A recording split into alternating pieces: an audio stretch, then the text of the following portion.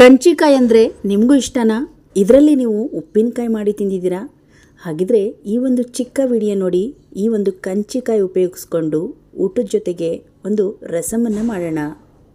ನಾನಿಲ್ಲಿ ಚಿಕ್ಕದಾಗಿರುವ ಕಂಚಿಕಾಯಿ ತೊಗೊಂಡಿದ್ದೀನಿ.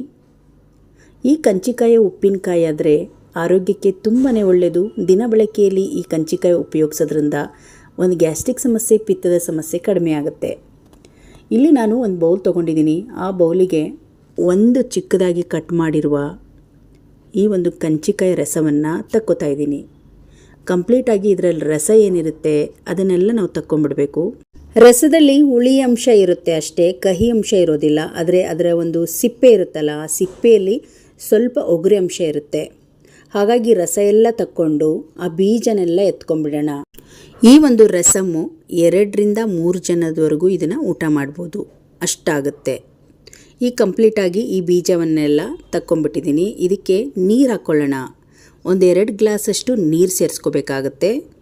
ನಾನೊಂದು 2 ಗ್ಲಾಸ್ ನೀರು ಸೇರಿಸಿದ್ದೀನಿ. ಇದಕ್ಕೆ ರುಚಿಗೆ ತಕ್ಕಷ್ಟು ಉಪ್ಪನ್ನು ಸೇರಿಸ್ಕೊಂಡು ಇದಕ್ಕೆ ಒಗ್ಗರಣೆ ಬಿಸಿ ಎಣ್ಣೆ ರೆಡಿ ಇದೆ. ಇದಕ್ಕೆ ಕರಿಬೇವು ಸೊಪ್ಪು, ಕೊತ್ತಂಬರಿ, ಸ್ವಲ್ಪ ಜೀರಿಗೆ, ಸಾಸಿವೆ, ಒಣಮೆಣಸು ಹಾಗೆ ಇಂಗನ್ನು ಹಾಕಿ ಸ್ವಲ್ಪ ಅರಿಶಿನ ಪುಡಿಯನ್ನು ಹಾಕಿ ಚೆನ್ನಾಗಿ ಮಿಕ್ಸ್ ಮಾಡಿಕೊಂಡ್ರೆ ಈ ಒಂದು ಒಗ್ಗರಣೆ ರೆಡಿ ಆಯಿತು. ಇಂಗಿನ ಒಗ್ಗರಣೆ ತುಂಬ ಚೆನ್ನಾಗಿರುತ್ತೆ. ಇದನ್ನು ಚೆನ್ನಾಗಿ ಒಂದು ರೌಂಡ್ ಮಿಕ್ಸ್ ಮಾಡಿ ಈ ಒಂದು ರಸಕ್ಕೆ ಸೇರಿಸ್ಕೊಂಡ್ಬಿಡೋದು. ನೀವು ಊಟಕ್ಕೆ ಕೂತ್ರೆ ತಕ್ಷಣದಲ್ಲಿ ತಯಾರಾಗುವಂತಹ ಒಂದು ರಸ ಇದು ನೋಡಿ. ಇವಾಗ ಈ ಒಂದು ರಸಮ್ ರೆಡಿ ಆಯಿತು. ಇದಕ್ಕೆ ನಾನು ಸ್ವಲ್ಪ ಹಸಿ ಕಾಯಿ ತುರಿಯನ್ನು ಹಾಕಿ ಚೆನ್ನಾಗಿ ಮಿಕ್ಸ್ ಮಾಡ್ಕೊಳ್ತಾ ಇದ್ದೀನಿ. ಸ್ವಲ್ಪ ತೆಂಗಿನಕಾಯಿ ಜೊತೆಗೆ ರುಬ್ಬಿ ಕೂಡ ಈ ಸಾರನ್ನು ಮಾಡ್ಕೊಳ್ಬೋದು. ಇಲ್ಲಿ ನಾನು ಸಿಂಪಲ್ಲಾಗಿ ಕುಡಿಯೋಕ್ಕೂ ಕೂಡ ಆಗುತ್ತೆ, ಬಿಸಿ ರೈಸ್ ಜೊತೆಗೆ ತಿನ್ನೋಕ್ಕೂ, ಮತ್ತು ಮಕ್ಕಳು ಕೂಡ ಇಷ್ಟಪಟ್ಟು ತಿಂತಾರೆ. ಸ್ವಲ್ಪ ಕೂಡ ಒಗರೆ ಇರೋದಿಲ್ಲ. ನೋಡಿ ಎಷ್ಟು ಸಿಂಪಲ್ಲಾಗಿ ಈ ರಸಮ್ ರೆಡಿ ಆಯಿತು. ನಿಮಗೆ ಒಗರೆ ಅನಿಸಿದರೆ ಒಂಚೂರು ಬೆಲ್ಲವನ್ನು ಕೂಡ ಇದಕ್ಕೆ ಸೇರಿಸ್ಕೊಳ್ಬೋದು.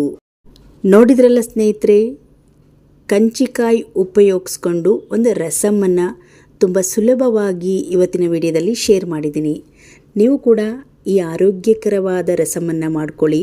ಮತ್ತು ಗ್ಯಾಸ್ಟ್ರಿಕ್ ಮತ್ತು ಪಿತ್ತದ ಸಮಸ್ಯೆ ಯಾರಿಗೆಲ್ಲ ಜಾಸ್ತಿ ಇದೆಯೋ ಕಂಚಿಕಾಯನ್ನು ದಿನ ಬಳಕೆಯಲ್ಲಿ ಉಪ್ಪಿನಕಾಯಲ್ಲಿ ನೀವು ಊಟದ ಜೊತೆಗೆ ತಿಂದರೆ ಅಸಿಡಿಟಿ, ಪಿತ್ತದ ಸಮಸ್ಯೆ ಎಲ್ಲ ಕಂಪ್ಲೀಟಾಗಿ ಕಡಿಮೆ ಆಗ್ತಾ ಬರುತ್ತೆ. ಇವತ್ತಿನ ವಿಡಿಯೋ ಇಷ್ಟ ಆದರೆ ಒಂದು ಲೈಕ್ ಮಾಡಿ, ಈ ವಿಡಿಯೋವನ್ನು ಶೇರ್ ಮಾಡಿ. ಇನ್ನಷ್ಟು ವಿಡಿಯೋಗಳಿಗಾಗಿ ನಮ್ಮ ಚಾನಲನ್ನು ಸಬ್ಸ್ಕ್ರೈಬ್ ಮಾಡ್ಕೊಳ್ಳಿ. ಮತ್ತೆ ಮುಂದಿನ ಹೊಸ ರೆಸಿಪಿಯೊಂದಿಗೆ ಸಿಗೋಣ. ಅಲ್ಲಿಯವರೆಗೂ ಧನ್ಯವಾದಗಳು.